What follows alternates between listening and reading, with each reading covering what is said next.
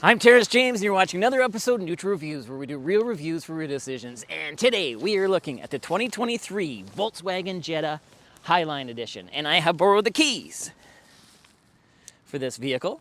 Go from Levin's Volkswagen in London, Ontario, who are known as the nice guys for a reason because of their welcoming atmosphere, amazing customer service, and who also offer some of the most practical and well-engineered vehicles on the road today, including this one.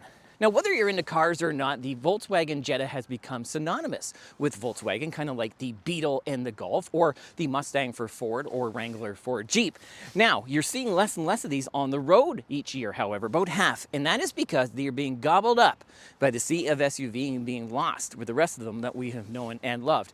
Now, that is because people like the idea of the perceived space gains that you get in an SUV, but each year, or each generation, I should say, of the Civic, Corolla, and Jetta have gotten bigger and bigger. So in my opinion, I don't know if there's enough usable everyday space in those SUVs to make up for the lack of fun. And not only is the Jetta one of the most fun compact cars in its class, it's also one of the most premium. So we take a look at the facts, feels, and final thoughts of the 2023 Volkswagen Jetta Highline Edition. We give you the quick facts up front, test out how they feel, and then give you our final thoughts. So let's take a look.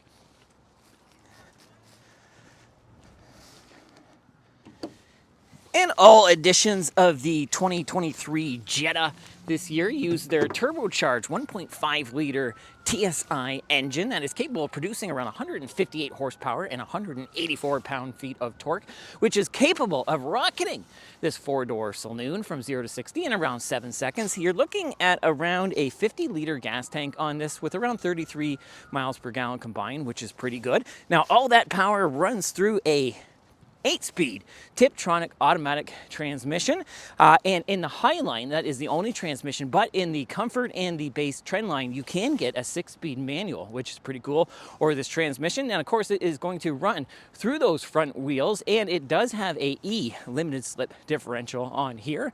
And as we come back, we have to steer, and it steers using electronic rack and pinion steering nowadays, but it steers these nice looking 17-inch wheels on here. And you have a few different wheels that you can get on this, but these are the Highline's wheels, and you have these two 05/55 17 all-season tires as well. And brakes, because you got to stop. It has 2-piston front and 1-piston rear, and I believe around 11-inch disc in the front and 10-inch in the rear.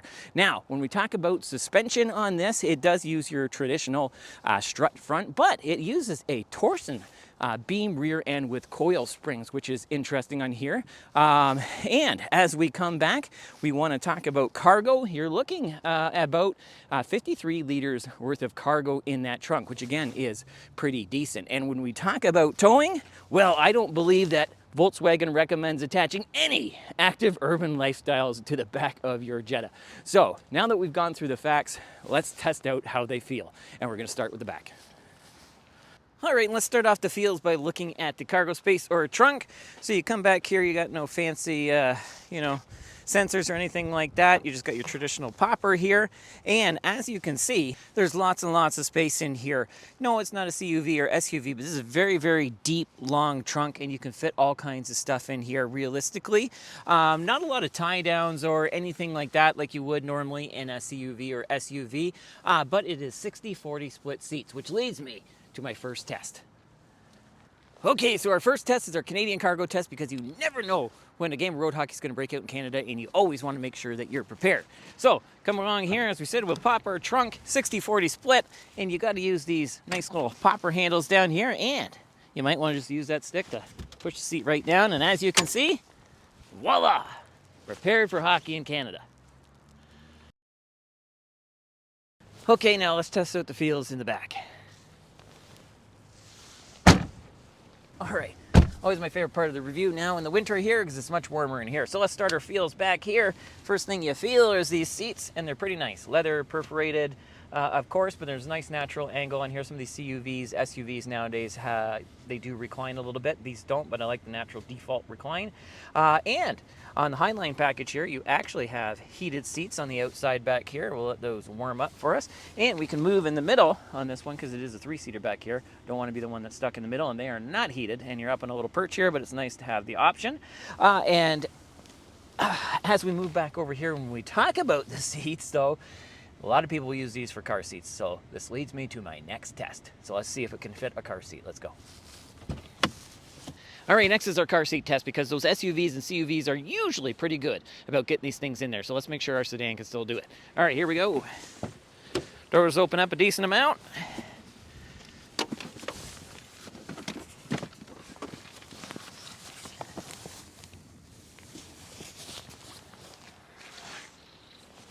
Voila.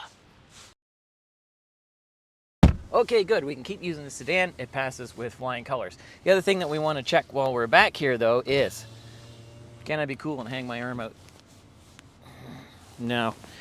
And as you saw, those doors open up a decent way for a sedan. Also on those doors too, well, we don't want to forget to mention there's decent door pockets on there. We can fit cup holders and other things. That's going to be important. There is one mat pocket back here. But otherwise, not a lot going on back here because it's always happening up front. So let's check out the fields up front. Okay. It's angry at us. All right, we're doing our feels portion on the inside. So let's start with the first thing we feel, which is these seats. Perforated leather, so not too much to complain about. The German seats are often a little firm, yeah?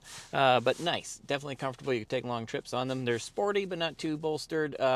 Feels like you could accommodate many different body types in here.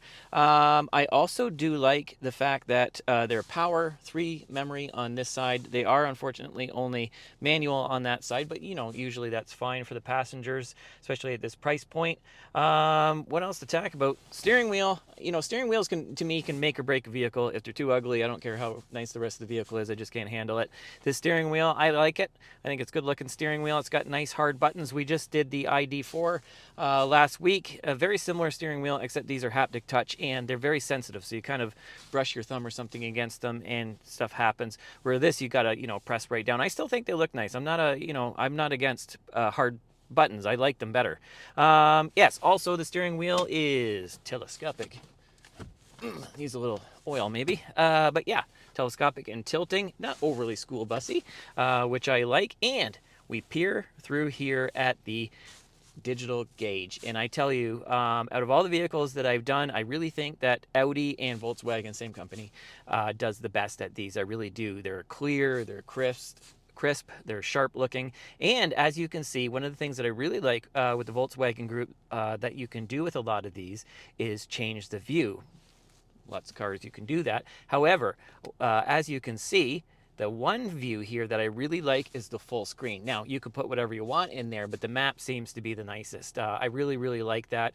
And of course, you know, you can zoom in, zoom out, very similar to you could on your infotainment, things like that. But yeah, you do. You've got 3 different views here, and then within each view, you can scroll through, and as you see, each one of those is full screen. And then what it does on the other 2 views, it basically divides it into thirds. And in that middle screen, very similar to my 2015 GTI that has an electronic screen, digital screen just in the middle portion there, you can scroll through different things that you want in there. So very similar, but I do like the way that they've opened it up, and it looks really good there. What other things to talk about when you're driving, especially a sporty, nice compact sedan like this, is the other engagement pieces. So yes, automatic transmission, but they do offer a 6-speed manual in the Jetta still, which is awesome. You don't even have to get the GLI, which is an amazing car, by the way.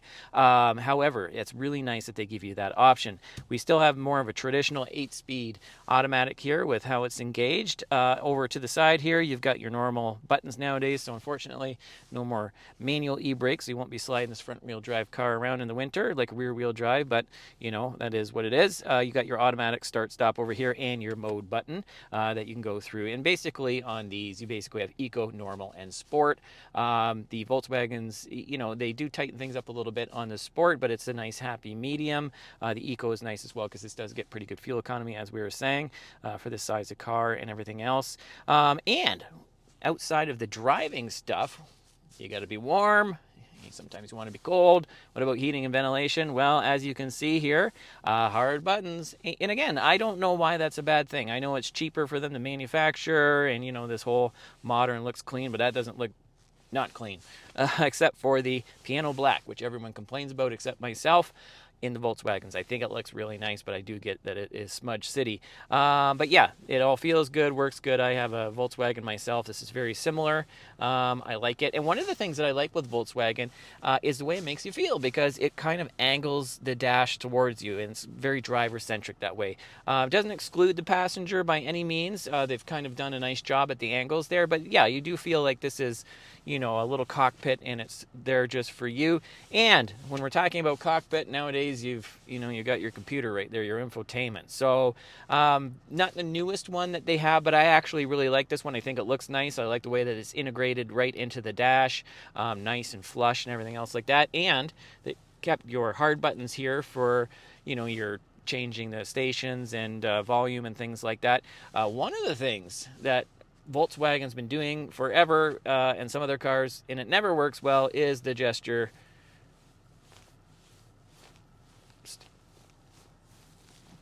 Oh, there we go.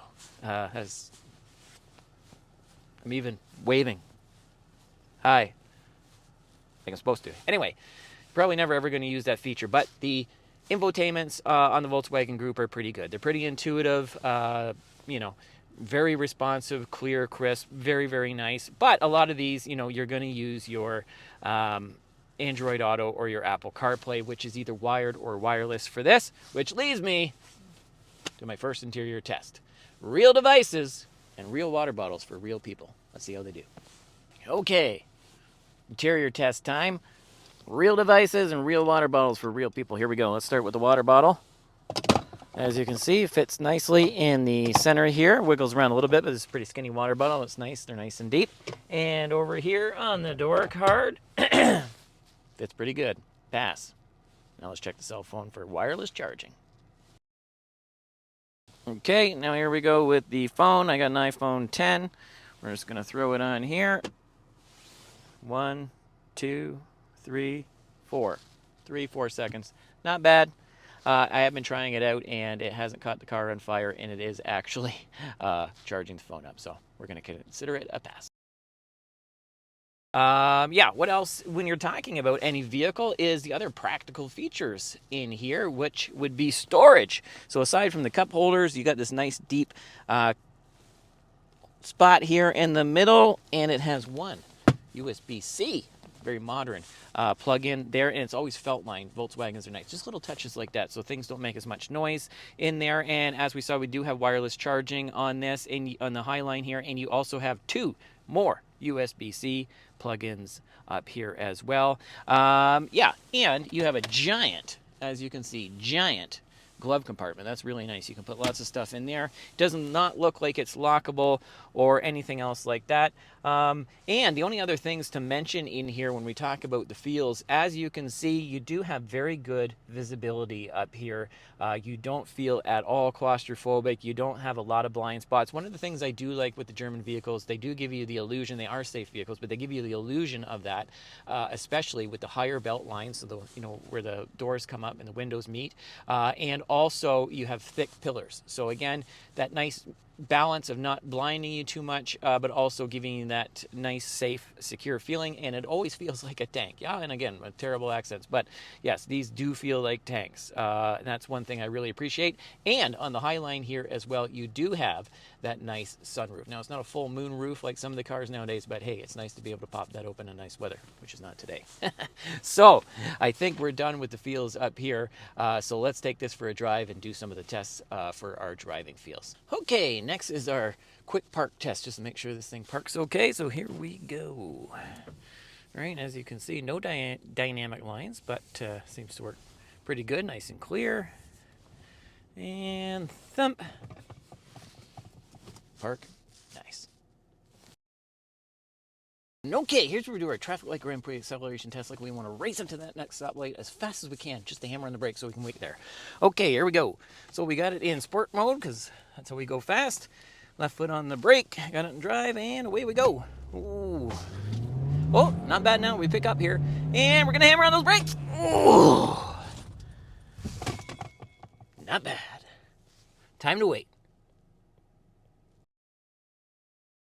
Okay, next is our highway test. It gives us a good chance to see how this handles, since we're not doing a handling test, and how it cruises along.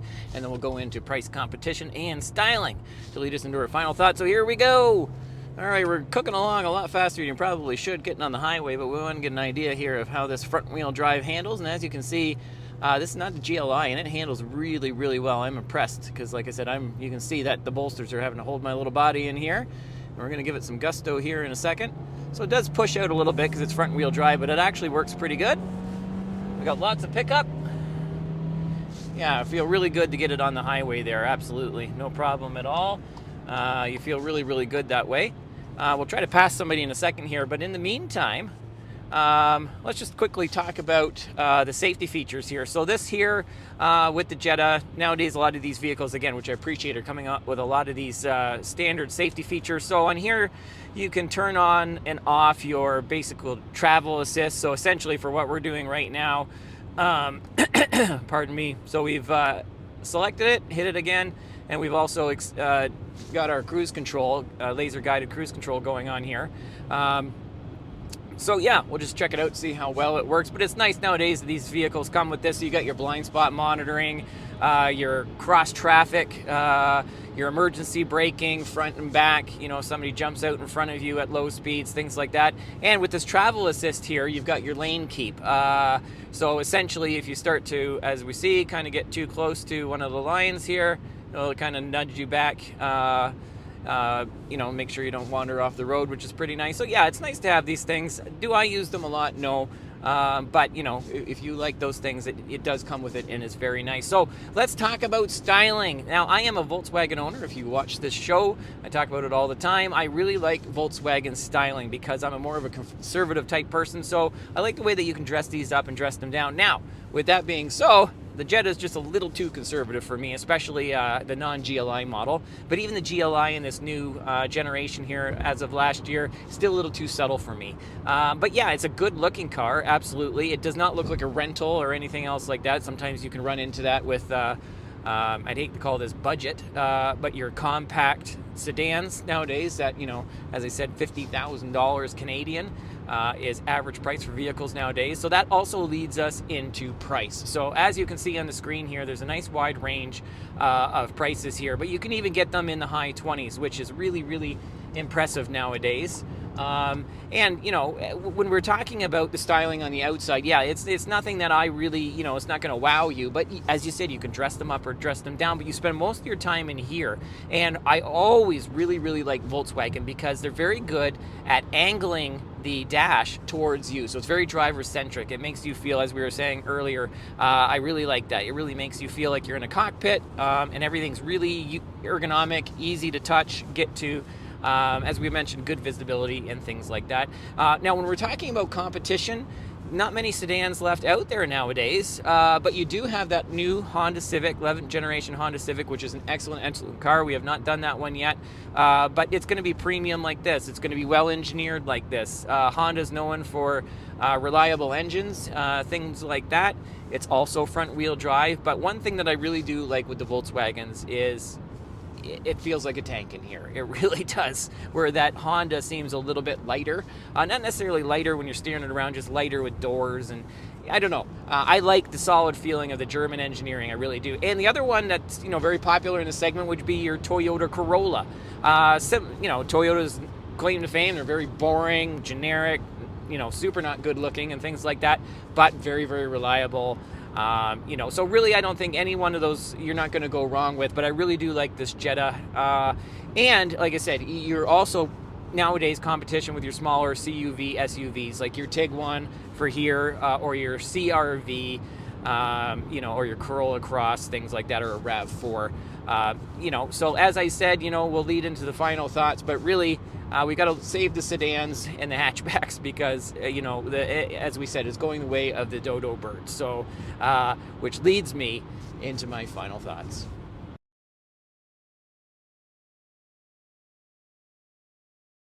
Now, if you like this video, hit the like button, subscribe, turn on your notifications, and check out one of our other related Jetta reviews on the 2019 GLI 35th edition, so we can get more cool cars like this one in our upcoming review. Now, we started off this review by looking to see if we could compare the facts against the feels for the all-new 2023 Volkswagen Jetta Highline edition. And here are the facts and feels that we used to come up with this final thought.